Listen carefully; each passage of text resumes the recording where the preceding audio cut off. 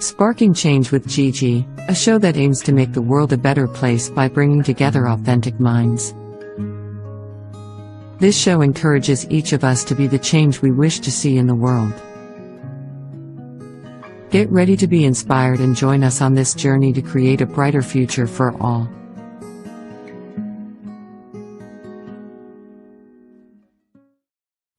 Welcome everyone to Spark and Change with Gigi. I'm your host, Giovanna Tartarone, and today we're going to be talking about Wellness Reimagined, using everyday tools to transform your health naturally. You know, it's time for us to take control back, I think, and definitely take care of our health before we look on the outside. So today we're going to have two amazing guests, because I'm sure we all have been feeling somewhat like unbalanced or overwhelmed with all the stuff that's out there, and how to really balance our health, our emotional well-being, and our spiritual connection.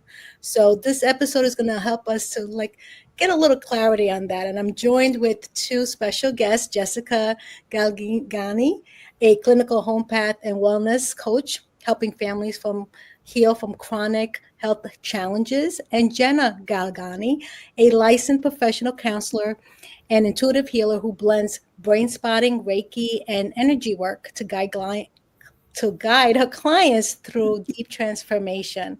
Welcome, ladies. Thank you so much for joining me today. Thank you.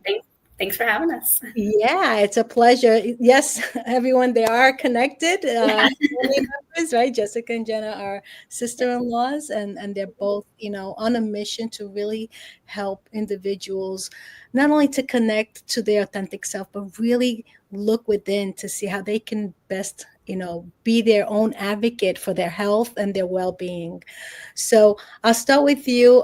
Jessica, you've been here before. So can you share your story on, no, I apologize, get confused. Jenna, you've been here before. Names are too similar. Yes. Yeah. Welcome back. And if you can really share a little bit of your story first, Jenna, and then we'll go to Jessica. Sure, absolutely. So my story, of course, it begins from the day we're born, right? But where it really took quite the pivot, and I was more aware of my story unfolding and that I had to step up to it, was when I went blind. So I lost partial vision when I was a child, around age 10, but I still had somewhat decent vision. I was visually impaired and I was legally blind, but I could still see colors and faces, and I could, write and use large print and, navigate the world, using a cane and that way. And it was stable for about 20 years. And when I was around age 30, in about a 2-week period, it just completely disappeared. So I had this year of, I got divorced. I had a miscarriage prior to that. I had a cancer scare. Thankfully that was, nothing came out of that, but that was scary. And I lost my vision, all within a year.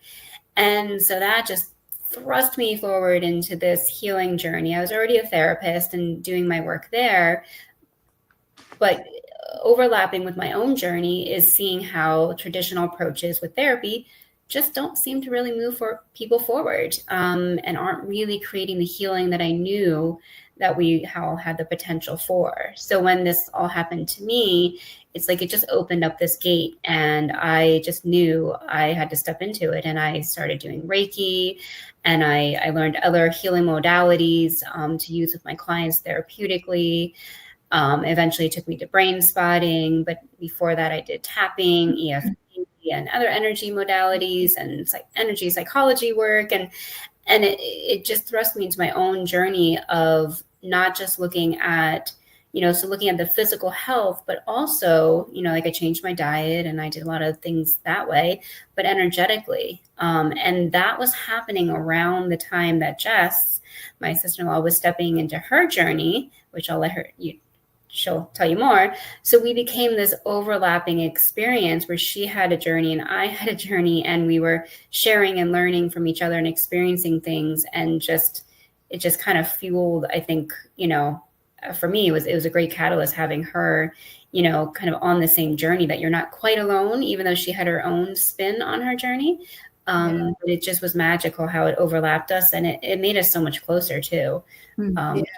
It's beautiful. It's absolutely beautiful. That's why I have both of you on, because, having a support system, right? You're going to into this journey that it's so different from what we've been told and aware of. And then all of a sudden, a whole new world opens up because we are challenged to we're overcoming challenges in our life. And we are warriors, we're survivors. Like we're gonna make this, whatever comes. So when we have that will and that internal power, because everyone knows I'm a cancer survivor as well, but you get this force, this force within that says, okay, what do I need to do to make my life different, right? And so we step into this new version of ourselves where we are just constantly learning how to change, and get the information we need to become, a better version. But Jessica, welcome so much. I'm so glad you're here because you have a special story as well. Yes, thank you. And I'll try to keep it short and sweet because it has a whole book attached to it, and it needed its own book. Yeah. So yes, like Jenna, we were thrust into change as well. It's not like, people don't wake up and go, I think I'm gonna just change myself. We had a son who began developing signs of autism probably from day one, but it wasn't recognized until they really piled up. And I began doing some research and I was like, oh my gosh, I think he sort of like regressed in a way that we saw changes from, well, I wouldn't say you can't see changes in a newborn, but how newborns are supposed to behave. And there was just something that was off about him from day one. But then it snowballed. And around 2.5 is when we were like, okay, something is not right. And it seems like it's snowballing. So we need to do something about it. And I went into research mode. I love to research. I'm a homeopath because of this journey. I did not start off wanting to be in the health industry. I was an artist. I went to school for architecture. I was a hairdresser and a real estate agent. Like none of these things converge, although interestingly, some of them have. And so we kind of just got thrust into this without any experience of autism in the past. I have never known a person personally with autism. And so I was not willing to accept that this was something he was born with. To me, it was something happened to this perfect child, whether it was in utero or beyond, and now it's progressing. So we went into a path that took us on mostly holistic avenues. We did listen to doctors a little bit, and like Jenna said, she felt like she wasn't getting the guidance she needed, and that's what really catapulted us as well. And so I ended up on this path, and he's now 20 years old. So he's doing great. I would consider him neurotypical. We also have a younger son, and there's a whole story in there too with mast cell activation and oppositional defiance disorder. And my older son did not only have autism, he also was diagnosed with PANDAS, which is a neurological condition. And it's considered autoimmune, and he's in remission from that as well. And so that story is what sparked this book. Beautiful. So it's all in there, and it's half memoir, half resource guide. Wonderful, wonderful. And it's obviously your work, and this question is really for both of you. Your work blends the physical, the emotional, and the energetic healing component, to the wellness of yourselves and your family members. Why do you believe it's essential to address all these 3 layers when you're helping someone? Yeah, it's so true. So I tell people, my clients all the time, there's really 2 categories that cause any physical, emotional, spiritual, problem, right? Or discomfort, I'll call it. And that's going to be traumas and toxins. We live in a very toxic world. It's a very different world than when we all first showed up on this earth, how many centuries ago. It's very different. And so we're not quite adapt to living in this environment. We're not meant for this, right? We have these new world experiences that just were not part of the original plan, right? Yeah. And although we have advanced and there are amazing experiences and opportunities because of that. We have to learn to adapt to that world. And that's why it's so important that we address the physical, that we don't just look at the mental, because without looking at both, people aren't healing. And I see that so many times in my clients that, if they don't address the physiological stressors in their life, that emotionally they're not stable. Right. And so a lot of people, I remember years ago, someone came to me and they had anxiety and they said, oh, I'm an anxious person. That's part of my personality. And I said, okay, I know you may not believe me right now, but I'm telling you now, you are not an anxious person. Anxiety is a symptom. It's not a personality trait. And they were like, yeah, I don't buy it. I was like, that's fine. And it was, a while later, after working through some traumas, this person came back to me and was like, so yeah, I think you're right. I'm not an anxious person. It's just a symptom. Correct. Right. And that's so true of so many things. Like even someone who might think, oh, I'm a very irritable person, or, oh, I just have a short fuse, or, oh, I just feel down sometimes. I'm like, okay, so why? What's the root cause? Exactly. Right. Is there a trauma? Is there a toxin? A toxin could be mold. It could be mercury. It could be anything. It could be too much pollen. We live in the valley. There's a lot of pollen here. It can make you irritable, right? So if you heal those things in your body that are responding and creating that discomfort, all of a sudden you don't have those symptoms anymore. So it's so crucial to look at both. And yeah. Jenna I'm sorry. I was just going to say, Jenna and I actually came to this from opposite ends of those two scenarios. She was working very much with people as a therapist on the mental plane, while I was working on the physical plane, and we kept converging and coming together with discussions where we were like, I think I need more of what you do. And she was feeling like, I need to get people more in alignment with also dealing with their physical bodies. So we've been able to actually merge what we do in some ways and start to recognize that we need each other's assistance in helping people. So we've done a lot of, like, I guess you could call it tag teaming on helping people. Yeah. But I was very focused on the physical initially. And my book actually involves a lot of this, where we discovered as a family, we needed to embrace this, not as we were fixing one member of our family, but that this was a whole unity that needed to heal together. And that vibration and that change in the family actually spurred his healing to speed up as well. Can you talk a little bit about that? Because, it's you have obviously a knowledge that, or an awareness that a lot of people don't have yet, because we're not taught to think of vibrational energy, or the way we feel affects other people in our immediate family. And so can you elaborate how you went down that path to realize your experience how you felt made a difference, or how your husband felt made a difference in the well-being of your child? Absolutely. Well, let me just give some general examples that people will understand. Sure. If you go to a concert and there's this uplifting vibration, you can just feel everybody's energy in that room, and you get brought on that journey with them. You're excited, you're hyped up, you want to dance. And on the flip side, if you walk into a room where two people have just been arguing, it's like you can cut the tension with a knife and you feel it. You can look at the two of them and something's going on in here. So those experiences are things we can all relate to, right? But when I was, I guess it started for me even way back when my son was first born and he was our first child, and I was anxious. It was a symptom of my problem. I was anxious about being a first-time mother, and I would get all I don't know what to do. He's crying and he won't stop, and he had colic. And my husband, who's very chill, he would say things like, well, he feels you. He knows how you feel right now. And that's making him anxious as well. So you have to relax a little bit. And I used to just argue with him. That's not true. He's an infant. He doesn't know. What does he know, right? But with experience, paying attention to and reading books, and I mean, I've been educating myself this whole time for 2 decades, daily, all day.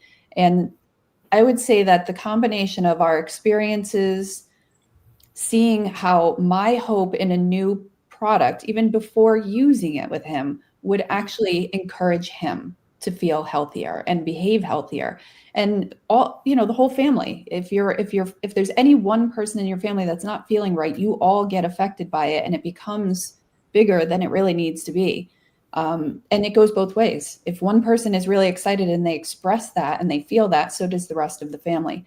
But it really moved forward quite a bit when I became a homeopath, because that is a frequency medicine. I'm also a bioresonance practitioner. So I've been able to see the cause and effect. You choose somebody because this person is resonating with certain symptoms. Everything has a frequency. The table sitting in front of you, everything in your room, everything you eat, every emotion has its own thumbprint with its own vibration. And that can be tested. Yes. So, I mean, you learn that in 9th grade science, right? In chemistry, you start to learn about, I can actually remember my teacher standing with an apple and saying, this apple has a vibration. And he put it down on the table and he said, this table has a different vibration. And it was part of the quantum piece of science. So when you start merging all of these things with, I don't know if you've ever heard of Dr. Emoto, who has done work with the vibration. The water, of what, like we did an experiment, and this changed my life. And I'll make this really quick. It was his experiment. I took rice, cooked it, split it into 2 jars, both glass with a metal cap, same exact jars. And we put them in our kitchen. One had the word love on it. One had the word hate on it. And we're homeschoolers. So this was actually like one of our lessons. We had to speak to each jar, pick it up and hold it, and speak to each jar according to the label. So my kids they thought it was hilarious. I don't even feel right saying these things like, you lousy rice, you're no good. 60 days that went on. From the very first day, the hate jar got foggy on the inside, the rice turned yellow, and it began to grow mold. The love jar never changed, not once. No fog, no discoloration, no mold for 60 days. Well, our body is mostly water. Yes. If that's happening to rice, what's going on with our bodies when we speak to ourselves? Just our own self-talk, not even what we are saying to others. And then we put that on other people. So I began seeing the results by scanning people with bioresonance and seeing the craziest things come up that had to do with what was going on in their lives at the time. And it does rub off on each other. I tested an infant, a newborn infant, who was resonating with her grandmother's cancer because her grandmother died in the same hospital of the cancer, and she was born that day. Yeah. Wow. Amazing. Yeah. If I can add to the energy discussion happening, right? So like when I lost my vision, I've had energy experiences prior to that, but they were fleeting and I dismissed them and didn't really pay much attention. But then when I lost my vision, it's like, because I no longer had physical vision at all, I tapped into this energy within me, right? And I started noticing, so I did get trained in Reiki, but Reiki is only a certain energy, right? I was now opening up to every frequency. It's kind of like I describe it like a radio station, like a radio, right? So you tune to different stations. I was now opening up to every station on that radio because all these different things were happening. I would have a client walk in the office and my stomach would start to hurt. And I'm like, I don't think that's mine. That's weird. And I would say, yeah, how are you feeling? And they're like, oh, my stomach really hurts. I'm like, yeah, I know. and just little things that would start to give me guidance in my sessions that were, important to where they were at or what was happening for them. So I've gained some control. I don't necessarily have to feel to that degree anymore when I work with people, because sometimes it was very distracting to my physical existence, to have the stomach ache to help someone. So it's no longer doing that, but I incorporate that into the intuitive aspect of my Reiki, which is also developed into psychic and mediumistic abilities, which is, again, another radio station I tune in.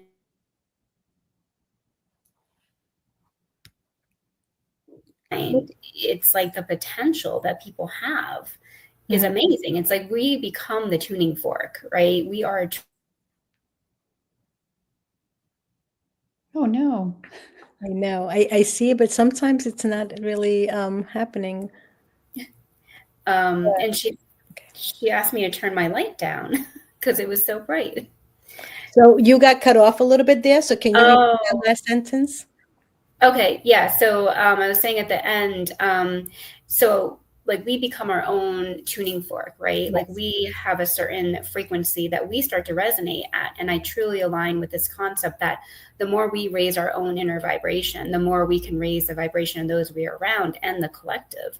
And because we know we can only take our clients as far as we are. Right. So the further we are in our own development, the further they can go. And just kind of a funny little twist to the story is I had a client who once came into my office and she sat down and she asked me like super serious. She said, your energy is very bright. She said, can you turn it down? Wow. I don't know if I have a dimmer. Sorry. And I don't want to use one. I kind of like it. So yeah, I'm keeping it. But yeah, people to build on what Jess was saying, like people feel energy. We feel from people all the time. You know, it's just, we don't think about how we can then tap into it for healing purposes.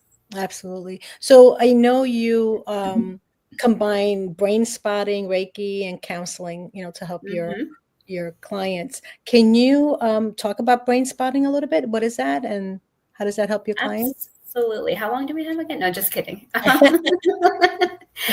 So brain spotting comes from the psychology background. It's technically a neurobiological technique. The reason we call it neurobiological is because we're tapping into the brain in a different way than we typically do with other traditional counseling approaches or even healing modalities. So in our brain, we have three parts, right? Like the basic three. We've got what we call, nicknamed the human brain, the neocortex, right? That's the higher level of processing. Then we've got the midbrain, which we nickname sometimes like the animal or mammal, brain. That's the emotional brain. And then we have we have the reptilian brain, right? That's controlling our automatic stuff. Like we don't have to think about blinking or making our heart beat. That stuff just happens. So where we're going with brain spotting is we're getting tapped into that middle brain, that emotional brain, because that's where we store everything. Like in that part of the brain, we have parts that bring in all of our different senses, like touch, sound, smell, or actually all the senses but smell go to the midbrain. Smell actually goes to the brainstem, to the reptilian brain, because it's more needed for survival. So we need to actually, even though it probably feels like if you see a fire, that you're seeing and smelling it at the same time, but you're not. You're actually smelling it first. It's very short, but it's enough that it's for our survival purposes. We have to smell more quickly than see, hear, or touch or taste. So, but we're getting into that midbrain where those senses are going, where the hippocampus, which is the part of the brain that stores memories, right? And these other parts that basically it's all of our emotions, our feelings, body sensations come from the limbic system. This is that midbrain.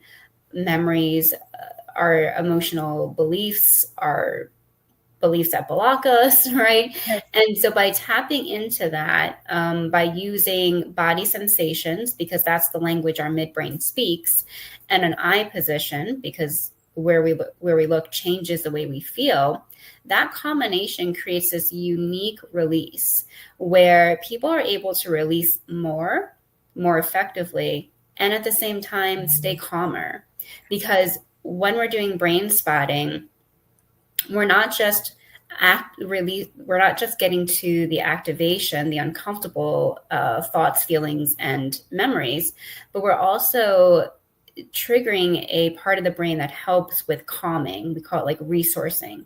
So it's like, think about the difference if you walk into a therapist's office and you sit down and it's like hard furniture and everything's like white and bleak and cold and it's uncomfortable temperature wise. And, you have this not very friendly person sitting across from you, versus you walk into a cozy room with warm colors and there's a blanket for you and perfect temperature and they give you a cup of tea and they're super friendly. Right. It's all of a sudden you're more comfortable in that second scenario. And so that's basically what the brain is doing for itself. It's resourcing and helping to keep things calmer. So I've used it with all kinds of traumas, really intense, trauma as well. Emotions. Is that what you're saying, Jenna? Yeah. Emotions, trapped emotions. Emotions, and it also gets to the physical. I've used it I had someone actually, she came to me for chronic pelvic pain.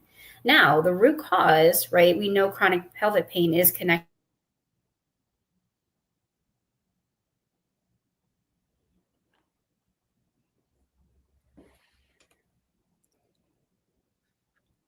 We have to let technology do its thing.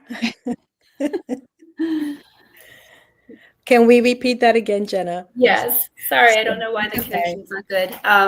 So she came to me with a pain level of 8 out of 10 with chronic pelvic pain. And she had tried everything. And so she literally told me this was her last ditch try. And if it didn't work, she was going to end her life. So we started doing Reiki brain spotting on the pain spot in her body. And by the end of the session, it was down to a 2. She came back for another session. It was at a 0. Weeks later, it was still gone. Even a couple years later, I ran into her and she was like, my pain is still gone. And so brain spotting not only taps into the emotional, but it can tap into the physical. I've used it with other physical ailments people have had that don't know of an emotional connection. We've used it with concussions. We use it for even expansion work. You know, we want to enhance our sense of maybe connection to spirit or self-esteem, confidence, athletes, actors, musicians, artists, all kinds of things. It's endless what we can do with it. Right. I think, there's actually developed a fear of swimming, and we had a boat. And before going out, Jenna was there with us, and she's like, why don't I try some brain spotting before, like, let him get activated. We'll start up the boat. We'll do some brain spotting underneath. And then, you guys can drive to whatever location you want, and we'll see how he does. He began jumping in the water. Yeah. So there's this, energetic, I always say that, and I learned this again, once you get into energy work, you realize there's the energy is, or the energetic body, quote unquote, is what they call it, feels first, the emotions and the energy and all of that before it comes out into the physical body, right? So when we are feeling pain in the physical body, it's almost a manifestation of what's going on energetically, and there's this whole learning that I had to go through to understanding like the chakras. I'm like, oh, I never learned chakras. I'm, half a century old. I never learned what chakras are. And when you get into, learning, and, you mentioned something, Jessica, you did a lot of self-learning on your journey to where you are today. And that's what it really helped me. What really helped me was to dig into these books and learn and understand what is all this that we can use to help ourselves naturally. And, one book leads you to another book, and it never stops. Even for today, I'm still learning on how to, heal naturally from whatever it is. If I have, my knees hurting me now. And the other day I looked at, I think it was, what is it, turmeric? I think, if I can slice a little bit of it and put it in a pad and just put it on my knee, it can help with the inflammation, right? So like, these are things that, again, when you have a desire, when you have like a goal to achieve, you figure out how to do it the most effective and natural way, especially when it comes to our health. And something people might not realize, like merging again these two concepts of physical versus energetic, you using that turmeric might have had a physical component for sure. There was also an energetic component to the turmeric. Toxins like heavy metals and things that are chemical based, not natural, they have a vibration that's very low. So the more you're exposed to these low vibration, whether it's emotions or trauma or products, or what is your surrounding environment look like, whether that is at home or at work or at school, what kind of things are you surrounded by? Are you inhaling a toxin that will actually bring your vibration down? So it does all overlap.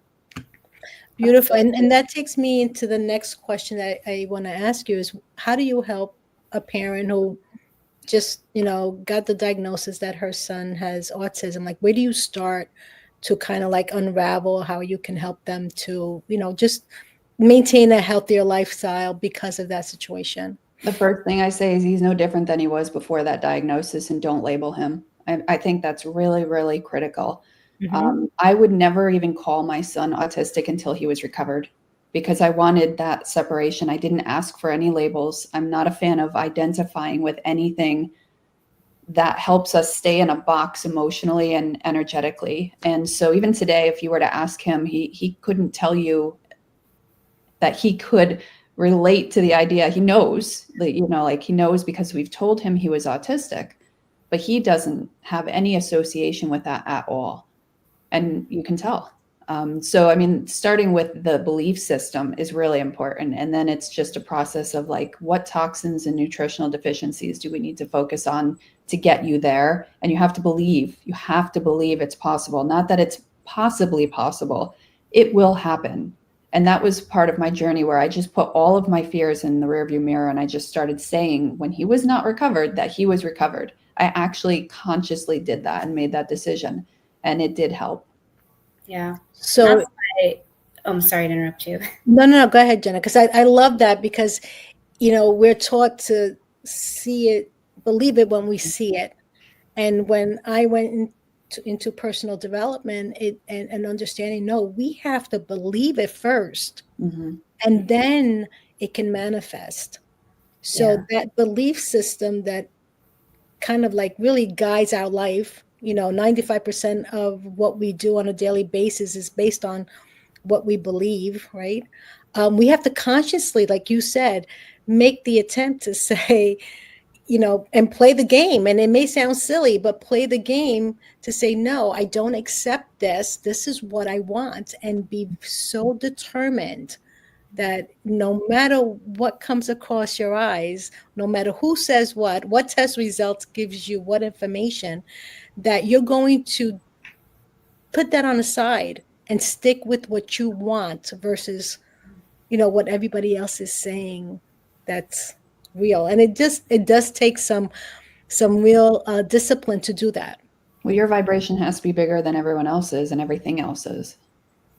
I love that, Jessica. Yeah. Yeah, Jenna, tell me, you were thinking? Yeah, it's just, there's so many tools to help us get to that place, right? Because it's not just, you just go, okay, I'm just going to think differently. There's some people who can do that. Most of us can't. It takes time, it takes a while. I mean, our journeys we're talking about, these are years and years we've been doing this. And, just even sometimes making a simple dietary change can take a while for somebody to do. I have clients who it sometimes takes them, a couple of years and they come back, oh yeah, okay, I'm finally ready. Okay. Let's do it. Yeah. And they see the change. You have to be ready. So sometimes layers. Sometimes we have to work on the emotional layers first. Sometimes we work on the physical first. Sometimes you do them jointly, so everyone's got a different protocol, right, for their own system and their own needs. It's very individual what people need to do in what order. And I really encourage people, both of us are big fans of like, trust your intuition, what you're drawn to, and what you feel is your next step in your particular journey, because we don't know. We do the best to guide our people and use, intuition and our own guidance and knowledge, right? But at the end of the day, everybody's got to make their own choice for what's right for them. And the other thing too is to have, to give yourself grace. Because like you said, it didn't, it took 20 years to get here, right? And a lot of people say, well, I don't see anything. I'm going to give up. I'm just going to go back and doing what I was doing before.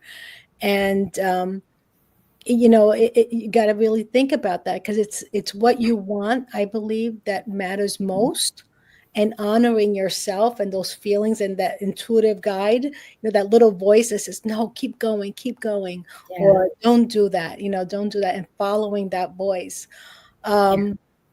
So going back to you, Jessica, let's talk about some natural stuff that people can do at home.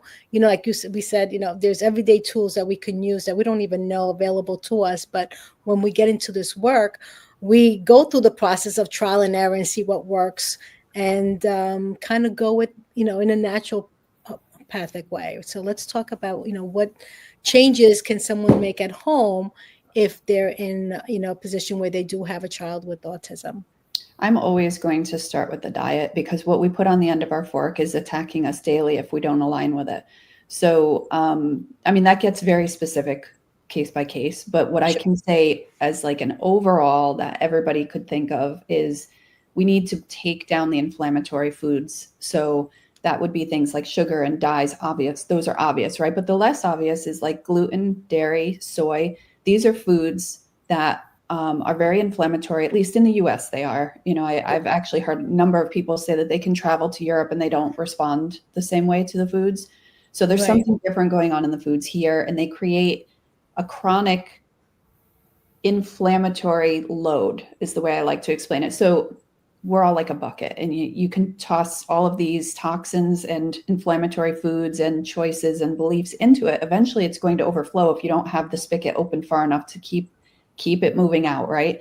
And that's what autism is. That spigot is probably closed, and all the toxins are accumulating. So usually I will start with the diet and go through dietary interventions. There can be testing that can help along with that. Without getting into the details and taking up too much time. That's something that can be done to say, okay, this is something that you need to focus on that's unique to you. Get the dietary stuff generalized, but then let's get more specific, because there's other things like oxalates and salicylates, phenols, so many other things. And we're not talking anaphylactic. We're just talking how the immune system responds to these things. You know, for an example, for a person who has leaky gut, dairy and gluten are considered mimicking molecules for opioids. So the brain is actually seeing it as a drug. And if you stop the drug, the body will go through detox. And I watched this happen to my son, where he was slurring and walking into walls. And then he would go from, like, you could put your hand in front of his face and he wouldn't see you, to bouncing off the walls and all over the place. So I always start with diet. And then there's many more different directions you can go. But everything that we do, Jenna and I both, we've honed it down to holistic. It's always nature knows. Everything going on in our body. For people who come to me and say, I've got a problem with parasites. Well, no, the parasite is the symptom. It's not the problem. And we don't need to go after the parasite at all. So you're wasting your energy if that's what you're doing. Let's get to what the root cause is. And the root cause is that you don't have enough nutrition because your toxic load is too high. Change the terrain and everything else will work. So we've been on this quest to find, like, what is most bioavailable, what gives us the nutritional fullness of what the body needs, because it's not just food anymore. It's just not. There's so many reasons to that. Industrialization, where food is grown, how it's being grown, and what soil it's being grown in, what chemicals are being used, even in organic.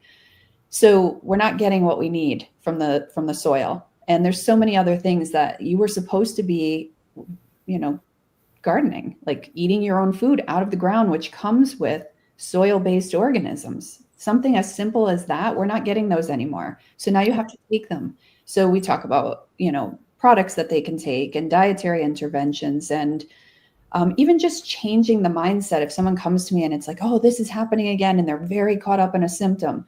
Well, let's just talk about why that bothers you. And what is it telling us about the body? Just realize that's a gauge. That's information. When you have a fever, it means you're sick. Now you know that the body is trying to fight something. And how can you help it? Give it immune support. Don't take down the fever. That's the body doing its job. So just helping people reframe what they're seeing as not being something to fear, but something to go, like if your car started like not being able to go and you're looking at your gas tank and you're like, oh, the gas is down and the car is chugging. What the heck? Why is my car chugging? It won't move. That's a symptom of the problem. You need to put gas in. Don't fear the chugging. It's not because there's no gas. We need fuel as well, and it needs to be the right fuel. And there's a lot of antagonists in our world. And I can go down a lot of different rabbit holes with that. But antagonists are things that steal, or the better way to put it is our body needs minerals in order to eliminate some of these things. And since there's so many, we're just basically burning through all of these minerals so rapidly, and our food is not repleting them. So this is where we need to start. Like, how do we get nutrition into a child? Well, I can tell you, I personally was using like 40 pills a day with my kids up until 2 months ago. And then we came across something that changed our lives. And I can let Jenna jump in there, because this is something that we are really passionate about. And we want to make sure everybody in the world knows about it, because nobody in the world is free from toxins. You can't live on this planet and not have toxins. And we can even get into detail about post-pandemic stuff, but that's very... Right. But our body is made to deal with, a small percentage of toxins, whatever it is. It's built that way. But we're on overload right now, right? Like natural toxins are part of our environment. But all these chemicals, all these things that are being man-made, the body doesn't know what to do with these things. Yeah, absolutely. It's just too much. It's not just a small dose. You live in it. I live by an airport. I think about that all every time I hear a plane fly over me, what it's dropping on me. I can't get away. This is where I live for now. And I can tell you what it's dropping on her, because I've tested I know. Yes. We know what it's dropping on me. I see it in my results, and And, I've got mercury in my body, which is not moved. I've tried all the natural supplements to try to move mercury. It hasn't moved until this past 2 months. And she has no silver fillings. That is very important to understand, because people think, oh, I don't have silver fillings in my mouth, I'm fine. Well, let me tell you, people with silver fillings, way worse, but she still had mercury living under the flight path. Yeah. So talk to us about this new product, Jenna, that kind of is really making a big difference. So it's a quantum nutrition spray. So you're getting multiple levels of a product, right? So we've been talking so far about the physical and the energy. You're getting all of that in this one product, right? And so it's using quantum physics to extract the most basically potent, most beneficial part of the plant, and put it into this spray. And they have 44 plants that they've used, 44 plant molecules that they've used to create this spray. It's based off of 50 years of research. And they've chosen these 44 out of, originally the list was 300 plants that they were looking at that are used in a lot 5,000. I believe it was 5,000. And the synergy of the plants and then the molecules. So there's like multiple molecules from each plant. It's not even just 44. It's like, it's over 1,000 molecules. Yeah. So it's pretty extensive. And when you read the list, you're like, oh yeah, I've heard of that. I've heard of that. It's all things from, God's garden, right? It's all things. Just now it's kind of like, to me, it's like brain spotting. We're using something very natural that we all do. Brain spotting is a very natural process. We've learned to enhance it. So this spray is enhancing that effectiveness of those plant molecules that we now are taking internally, or using topically with the cream. And I mean, I'm still floored. I knew I was drawn to it. I go off my intuition. Jess tries many things, and some things I try too, some things I don't. And this, as soon as she mentioned it, I was like, where do I get it? How do I do this? I want it. And I couldn't believe my first experience. It was 24 hours I used it. My first day. I've had chronic shoulder pain for, I don't even know how long, right? So I'm blind and I have a guide dog, and I think that's messed up my shoulder alignment, and I have scoliosis. And so I've got some physical misalignment that's creating constant pain in my left shoulder. And I always would have just this pain in there. And I even when, I saw my chiropractor, I've been seeing a chiropractor, and she's helped me in many ways, but the shoulder just, doesn't matter. She can work her magic. I feel great walking out the door. 3 hours later, I'm in pain again. And not just like a 2 or 4. I mean, it's like an 8. It's like I'm poking at it. I'm like, oh my God, if I took Advil, I'd be popping it like candy. But I try to avoid it because of what it does to the stomach. So I took the spray, and the next day I was like, wow, my shoulder feels different. Something's different about it. It was like it was waking up, almost like I could feel these cells, like relearning how to exist, because I was feeling new sensations. I wouldn't call them painful, but they were definitely present, and I was feeling less pain. And so now I'm at the point, I've been on it for almost 2 months, or right about 2 months.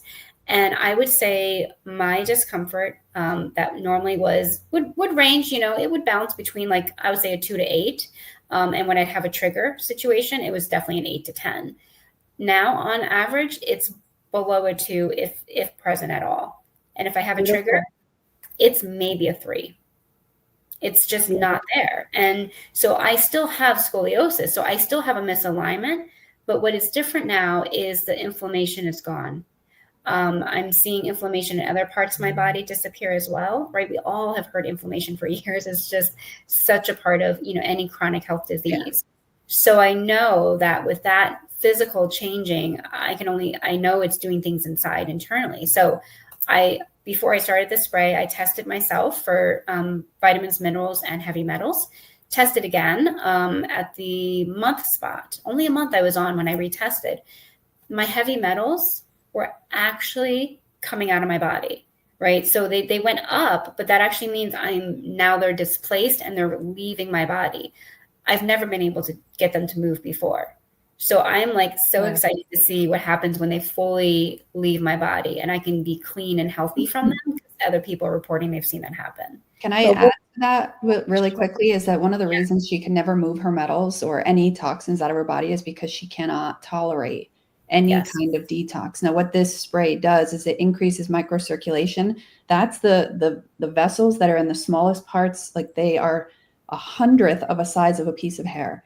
That's usually sludge when you are toxic. I mean, if you get blood work, you'll see high platelet counts or you'll have microclotting. We have live blood analysis proving that the microclotting is disappearing, the nanotech, everything, the fibrogen, all disappearing. So this is not just about like autistic kids. This is about living on planet Earth. And I mentioned briefly, post-pandemic, there's a big mess to clean up.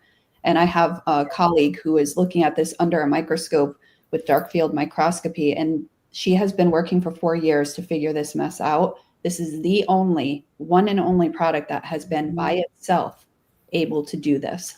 So when we're talking about kids who are toxic because their buckets are too full, that was Jenna. Her bucket was so full that if she sparked detoxification with something like chlorella or zeolite, she couldn't function. And she said, I have to work. I can't even do this. So now she's been able to use this spray, which is naturally opening up those blood vessels, increasing oxygenation. That allows your nutrition to get to your cells, and it allows nutrition to push the toxins out. Yeah. Beautiful. We'll put a link on the on both, under your bio, so that people, if they're interested, they can connect. So we have a few more minutes left. I just last question for both of you guys. I know, true wellness has a meaning. What does it mean to both of you when we say true wellness? Because wellness is used very broad. But when we say true wellness, and where we can use our body and naturally help us to heal, how do you define that in your world? Jessica, I'll start with you. True wellness to me would be feeling in alignment with everything around me. And, that could be physical, that could be emotional. That's like feeling like I'm following that path and it's true to myself. I'm being authentic. And even in the circle of people that follow me and my clients, I'm a very transparent person. I wear everything on my sleeve, my emotions, my thoughts. So I would say just feeling in alignment, and that comes with like a peace and a blissfulness for me. And I think that everybody can achieve that. Beautiful, beautiful. And Jenna? Yeah. So, I mean, I definitely agree with that perspective, that alignment and being in tune with ourselves, right? Because when we're truly in tune, we have that guidance to know what's right for us, what's not right for us. We can in the physical world, we can set boundaries, right? Which I know is such a problem for a lot of people. We, can look at things differently, have a clearer perception. So all of this for me, it ties into us knowing the power we have within us, right? Realizing that we have the ability to heal, to be whole, to feel like we are 100% us, right? And to realize that we can rise above any physical, emotional, spiritual toxin we may come into contact with. So wellness is not just, living in that vibration, but it's recognizing the vibration is there for us to take. Beautiful. And if there's one small shift that someone can make to support their emotional and physical well-being, what would you suggest? Go back to you, Jessica. I think if you were to ask me this 2 months ago, I would have had a lot of different answers about like change your diet, change your environment, find your tribe. I'm honestly going to say, and I hate to do this because I'm not a product pushing person, I'm going to say the spray, because it changes the neurotransmitters. People are feeling peaceful. They're waking up rested. They're sleeping deep. Everything that needs to heal for you to have that right state of mind comes from nutrition. And it is powerful sublingual nutrition that can be used with pregnant women, nursing women, infants, pets, everybody. And I just say start there. And then when you peel away whatever that can address, if there's anything left over, let's deal with it. Yeah, I totally agree. But there is a part of, they have to make a commitment, right? They're going to want to change. I mean, I think that's number one. Their mindset is crucial before, making a decision to say, yes, I'm going to take this path to try to help myself. Both of you mentioned several times that, we're treating symptoms. We're not treating the cause, especially when we go to doctors and we go, okay, I have this.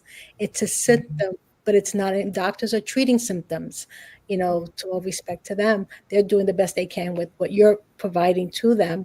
But at the end of the day, it's what's going on internally, and mentally, that I feel has a big part to do with what the physical body's telling you, the messages we get from pain and discomfort. When it comes to that. So I do believe it's a decision they need to make, and also look at themselves first.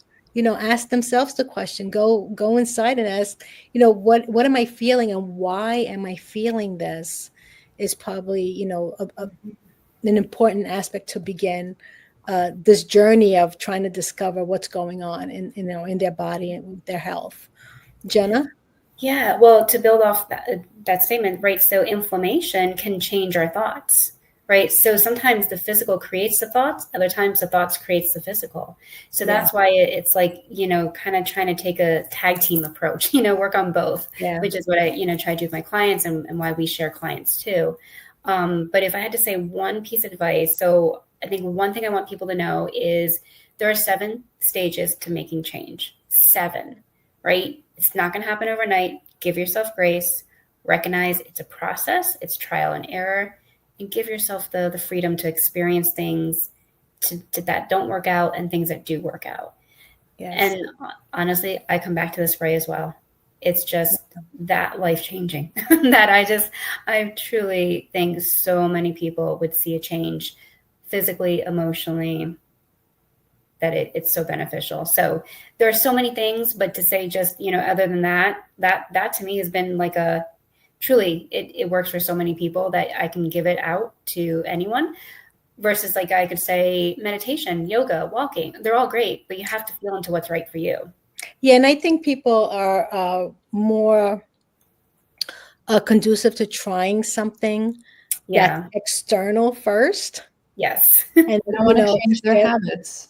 Right, because it's hard to change habits, but at the end of the day, it's like if you want to make change, it's not just one thing you have to change. There's, like you said, there's 7 steps, and I'm sure in those 7 steps, it's changing every part of you, physically, emotionally, spiritually, and mentally, right? It's not just one aspect of you. When I was a special education teacher, it's, we're teaching the whole child, not just the educational part, right? They say we have so many roles as a teacher. You're wearing the mommy role, the doctor role, the nurse's role, because you're trying to address the child holistically, meaning the whole body, mind, and spirit aspect of a human being.